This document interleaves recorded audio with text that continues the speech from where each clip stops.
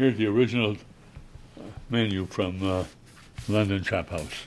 Dinner on the Town in Detroit, now and decades past. Oh, this was the nationally known restaurant in Detroit. The city has a rich dining history. Restaurants that are mainstays, some long gone. It's a whoopah. Danny Raskin can tell you something about everything. Yeah, you light it up, big deal. That's flaming cheese. Yeah, you don't order that. That's just a sideline.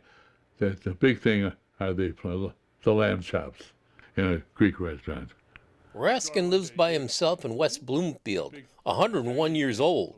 He knows a lot of people. I knew a bunch of the boys from the Purple Gang. That was back in the 1930s. Really nice guys. They were young boys, but they were nice guys.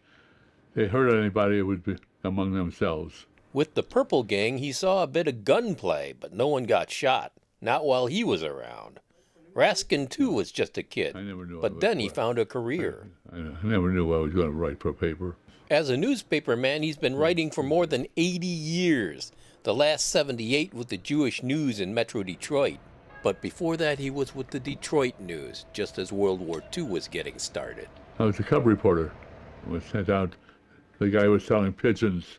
In those days, it was pretty bad with the war on. Raskin filed his report. The editor stole his byline. Must have been a pretty good story. They were regular pigeons from the street. The guy was picking them up, putting them in the truck, selling them to the people as doves to eat. And people were buying them. Was that when you decided you wanted to be a food writer? No.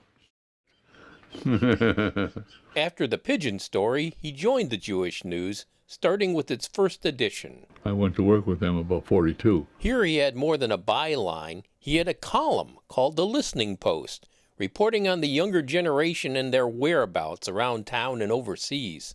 It came years after the war was over when Raskin turned his attention to food. And I went across the street to the Chef's Delicatessen, had something I liked about it.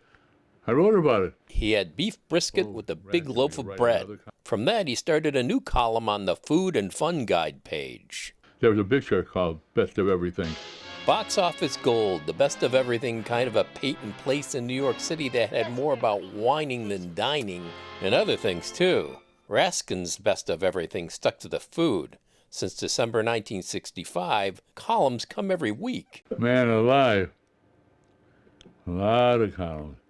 More columns written than anybody in the nation. That's what I was told. These are columns. Here, I got them. All kinds of columns. Look, columns. Read. Got 1,000 columns. That's just on his computer. There are more than 10,000 overall. Now, these are ones that I've got to write about yet. I got tobacco, big Alora. These are Georges that I'm writing about. With the best of everything, Raskin's a food writer, but never a critic. Sometimes I'll go to a restaurant, I won't say nothing. Nah. I don't like to bum rap a restaurant. I hate that. Because they got too much money in the restaurant. Some of these guys, they got the last dollar in there. Yeah, don't want to put them out of business. Still, Raskin will tell readers what he really likes. I'll only go to a deli where they cut it by hand. Now, in those days, they had machines that would chop, and it would be very, very thin.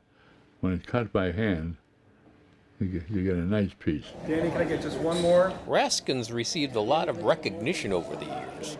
Some comes on a plate. So this is our sandwich number 100, our Danny Raskin. And we put it on our menu last year to celebrate Danny's 100th birthday. The Danny Raskin at the Stage Deli in West Bloomfield. Meatloaf on challah with a bit of horseradish and sweet pickle. This sandwich is a classic, and it's going to stay on the menu with the 100 for a while. If he makes it, God willing, to 105, then we'll think about a new sandwich with that number for him. This is just one of many Danny Raskin sandwiches on menus across Detroit. But what the hell? Big deal. Yeah. Where does Detroit's past restaurant glory stand next to today's food scene? Old-timers say that years ago it was better. Baloney. The restaurants today are getting better than they were then because you had better food, better service, everything all the way around. especially downtown Detroit. Still, some of us like looking back at what once was. Yeah, so I always enjoy his reminiscence of restaurants that at one time or another held a significant place in the Detroit community, are now gone, and it brings up a nice memory. One of the many places Raskin writes about then and again, a lost West Side landmark at 7 Mile in Wyoming. They just say, "I'll see you at Darby's." It's been years ago. Darby's opened in 1955. It seated 500 people. Oh yeah, it was a terrific operation. Oh my God. A restaurant and delicatessen all in one until 1968. They had a fire, big fire, and people were crying, watching the flames, but they never found out how it started. People still want recipes for the delicacies served there. Oh yeah. There'll never be another Darby's. There are others, the chop houses, the seafood joints, the fine dining with skyline views, but Raskin has one tip for diners wherever they go.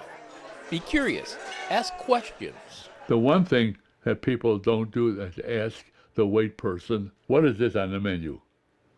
Point to something. What is it? The wait person, if they don't know, don't eat it. 10,000 columns, 10,000 restaurants. Does eating out increase longevity? Could be, but Danny Raskin has a regimen. Barbells? Yeah. Is